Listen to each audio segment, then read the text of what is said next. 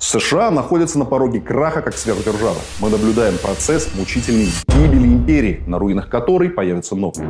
Вы узнаете, почему это происходит и как будет развиваться падение. Смотрите до конца, и мы назовем новые сверхдержавы, идущие на смену Вашингтону. Некоторые из них вас удивят. Это война, которая никогда не должна была начинаться. Если бы у нас был лидер в этот период, то тогда все было бы хорошо.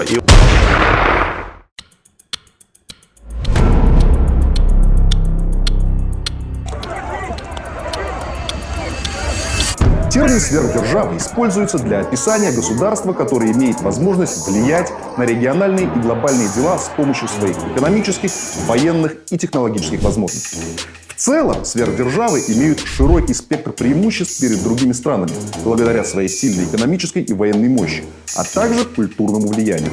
Соединенные Штаты признаны одной из сверхдержав мира наряду с Россией и Китаем. США обладают некоторыми уникальными особенностями, которые отличают их от других сверхдержав. Прежде всего, это финансовая монополия доллара, гипертрофированное военное присутствие в глобальном масштабе, неоспоримое научное превосходство, а также агрессивно-экспансивная культура в виде мягкой силы. Давайте рассмотрим их подробнее.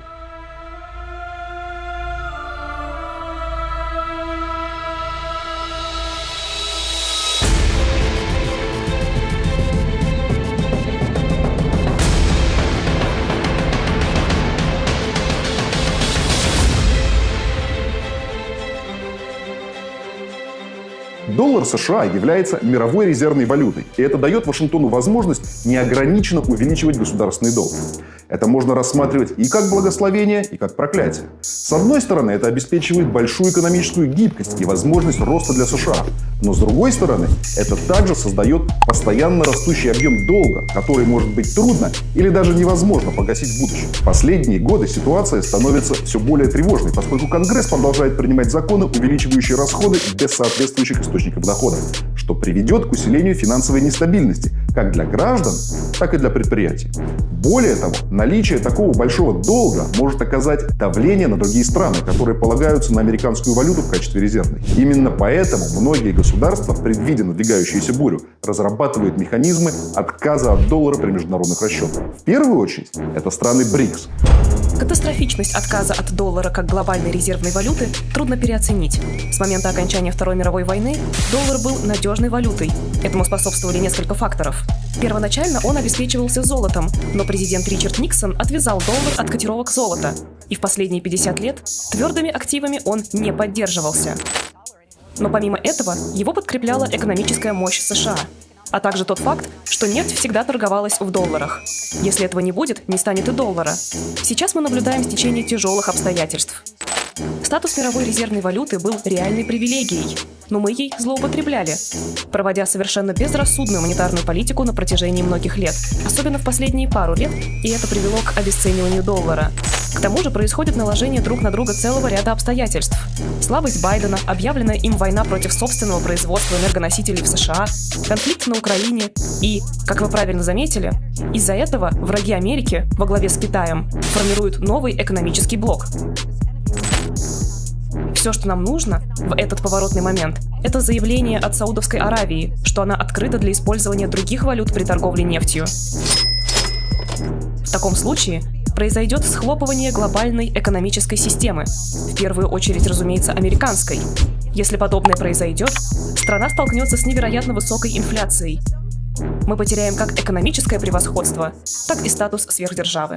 Доллар дает США глобальную экономическую мощь, позволяя эффективно контролировать многие аспекты международной торговли и финансов.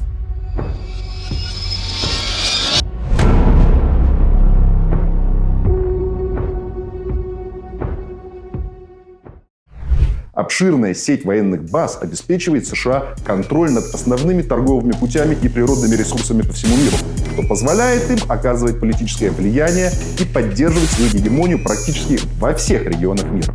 В настоящее время США содержат более 800 военных баз за пределами своего государства. Фактически, американскими вооруженными силами оккупированы Северная, Центральная и Южная Америка, Западная, Центральная и Восточная Европа, страны Ближнего Востока, акватория Океании, часть Африки и многие страны Азии. Кроме того, благодаря неограниченному финансированию, а точнее бесконтрольному печатанию денег, американская наука является передовой, превосходящей другие страны в области инноваций. Это позволяет американским корпорациям, таким как Apple и Microsoft, оставаться одними из самых мощных компаний на планете сегодня.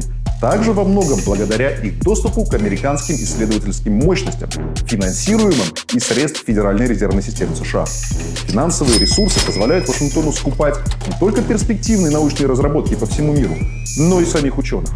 Более того, американская мечта, которая подчеркивает индивидуализм, меритократию, социальную мобильность, приверженность демократии по-американски и капитализму, вместе с такими иконами популярной культуры, как голливудские фильмы или Макдональдс, активно навязываются по всему миру дипломатическими проектами США, такими как «Мягкая сила».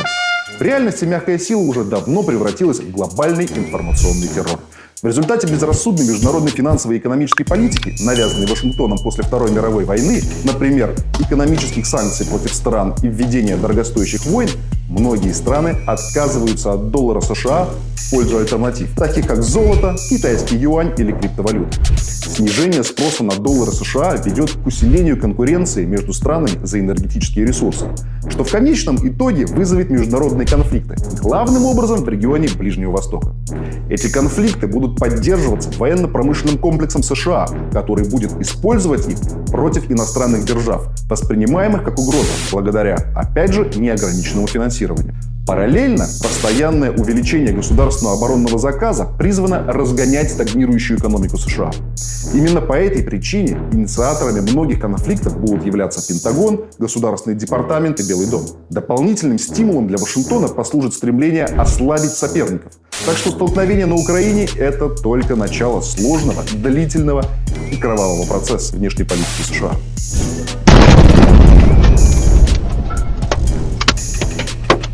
Вокруг России будут разжигаться и другие очаги. На Кавказе, в Средней Азии, на Дальнем Востоке и других регионах. Аналогичный сценарий будет реализован и в отношении Китая. Локальный конфликт между Китаем и Индией – заветная мечта Вашингтона.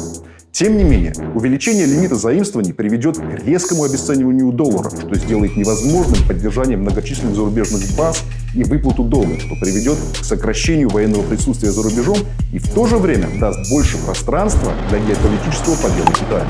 Перенасыщение чуждыми американскими культурными ценностями также вызовет отторжение со стороны местных обществ, которые предпочитают традиционные ценности, импортированным из США, что снова приведет к снижению влияния за рубежом, поскольку культура играет важную роль, когда речь идет о дипломатии мягкой силы.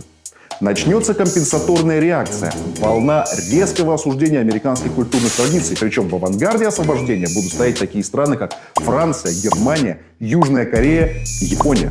Соединенные Штаты перестанут быть сверхдержавой после серии конфликтов, вызванных безрассудной политикой, проводимой за рубежом, в сочетании с резким обесцениванием доллара из-за увеличения лимита заимствований, что в конечном итоге приведет к уменьшению присутствия за рубежом как в военном, так и в культурном плане. Крах США как мировой сверхдержавы будет внезапным и стремительным, освобождая место для других сверхдержав, таких как Китай, Россия и Индия, которые уже составляют серьезную конкуренцию США на международном уровне, а также Япония, которой еще только предстоит состояться в качестве сверхдержавы. Спасибо за просмотр. Если вам понравился материал, ставьте лайк и подписывайтесь на канал.